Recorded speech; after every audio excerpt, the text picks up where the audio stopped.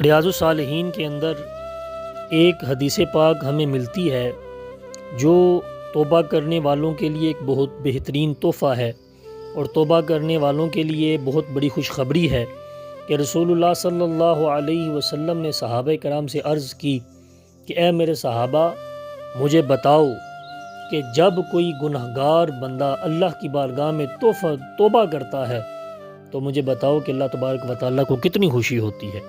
تو صحابہ کرام نے عرض کیا، یا رسول اللہ اور اللہ کا رسول بہتر جانتا ہے کہ جب کوئی گناہگار بندہ، جب کوئی فاسق اور فاجر بندہ، جب کوئی گندے دامن کو اللہ تبارک و تعالیٰ کی بارگاہ میں پھیلا کے یہ کہتا ہے کہ یا اللہ میں بھٹک گیا تھا، میں بھول گیا تھا، یا اللہ مجھے معاف کر دے، جب یہ صورتحال بنتی ہے تو اللہ کو کتنی خوشی ہوتی ہے۔ تو صحابہ کہتے ہیں، یا رسول اللہ اور اللہ کا رسول بہتر جانتے ہیں۔ حضور صلی اللہ علیہ وسلم نے ایک مثال بیان فرمائی۔ حضور نے ارشاد فرمایا کہ ایک شخص تھا جو صحرا میں جا رہا تھا، اس کے پاس ایک اونٹ تھا اور اس اونٹ کے اوپر سارا جو زاد راہ ہے وہ اس اونٹ کے اوپر ہے، پانی کا پینے کا جو سامان ہے، کھانا کھانے کا جو سامان ہے، اس کے علاوہ خرید و فروخت کے جو معاملات ہیں وہ سارے اس اونٹ کے اوپر ہیں۔ حضور نے ارشاد فرمایا، تھوڑی دور جا کے صحرا میں اسے ایک سایہ ملا، وہ سائے کے دامن میں بیٹھا، سائے کی آغوش میں بیٹھا اور اسے وہاں نیند آ گئی اور وہ وہاں سو گیا۔ بیٹھا بیٹھا اس کی آنکھ لاگی، وہ سو گیا۔ حضور فرماتے ہیں جب اس کی آنکھ کھلی نا تو اس نے دیکھا اس کا اونٹ غائب ہے، اونٹ اس کا وہاں موجود نہیں ہے۔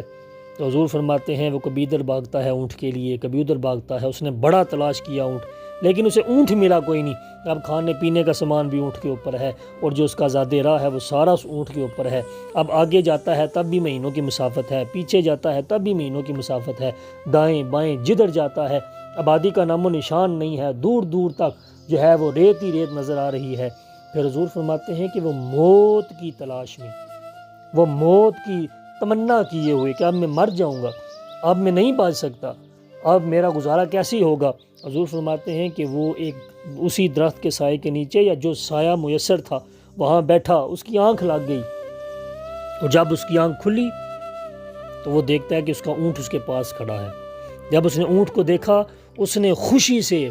مسرت کے جو ہے وہ عالم میں اس نے کیا کہا، اس نے کہا اللہم انت عبدی وانا ربک، کہ یا اللہ تو میرا بندہ ہے اور میں تیرا رب ہوں۔ پھر حضور نے صحابہ سے فرمایا کہ صحابہ مجھے بتاؤ اس کو کتنی خوشی ہوئی ہے، اس کی خوشی کا عالم بتاؤ کہ اس کو خوشی کتنی ملی۔ تو صحابہ فرماتے ہیں، یا رسول اللہ حکمتوں کے مالک تو آپ ہیں، دانائیوں کے مالک تو آپ ہیں، غیوبوں کے مالک تو آپ ہیں، پر جس کی زبان سے کلمہ کفر جاری ہو گیا، جس نے اللہ کو یہ کہہ دیا جلدی میں اور زبان کے الٹ جانے کی وجہ سے جس نے یہ کہہ دیا کہ یا اللہ تو میرا بندہ ہے اور میں تیرا رب ہوں، اس کا کون اندازہ کر سکتا ہے کہ اس کو کتنی خوشی ہوئی؟ اس کا کون اندازہ کر سکتا ہے کہ اس کا جو خوش ہونے کا جو عالم تھا، خوش ہونے کی جو کیفیات تھی وہ کیا تھی؟ یہ تو کوئی بیان ہی نہیں کر سکتا۔ تو رسول اللہ صلی اللہ علیہ وسلم نے فرمایا کہ میرے صحابہ گواہ رہ جاؤ، جب کوئی بندہ سچے دل سے اللہ کی بارگاہ میں سچے دل سے توبہ کرتا ہے تو اللہ کو اس سے کئی گنا زیادہ خوشی ہوتی ہے۔ سبحان اللہ، یہ ایک توبہ کرنے والوں کے لیے بہت بڑی خوشخبری ہے۔ اور توبہ کی مزید قسمیں ہیں کہ کس بندے کی توبہ قبول ہوتی ہے۔ تو اس کے بارے میں فقہاء لکھتے ہیں، محدثین لکھتے ہیں اس کے بارے میں کہ جب بندہ توبہ کر رہا ہو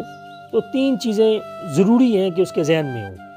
توبہ کرنے سے پہلے جب تک 3 چیزیں اس کے ذہن میں نہیں ہوں گی، ان کی وہ نیت نہیں کرے گا تو اس کی توبہ قبول نہیں ہوگی، بلکہ لغو اور باطل سمجھی جائے گی اور اس کی توبہ قبول نہیں ہوگی۔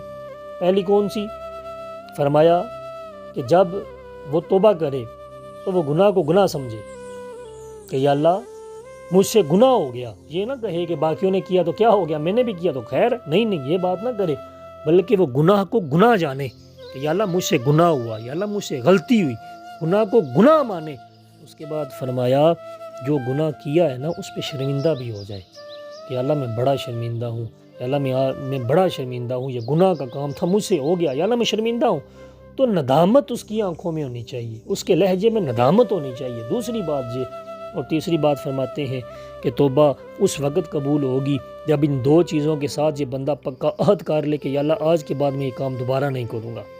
کہ اللہ آج کے بعد میں اس جگہ دوبارہ نہیں نظر آؤں گا جس جگہ سے تو نے مجھے منع فرمایا، گناہ کا کام ہے۔ فقہا محدثین فرماتے ہیں جس بندے کی یہ 3 نیتیں ہوں گی اللہ تبارک و تعالیٰ اس کی دعا قبول کریں گے، اللہ تبارک و تعالیٰ اس کو اپنے جوار قرب میں جگہ عطا فرمائیں گے۔ ہم سب کو اللہ تبارک و تعالیٰ کی کامل محبت ہونی چاہیے، ہم سب کے دلوں میں اللہ تبارک و تعالیٰ کے دین کی محبت ہونی چاہیے، حضور صلی اللہ علیہ وسلم کی محبت ہونی چاہیے۔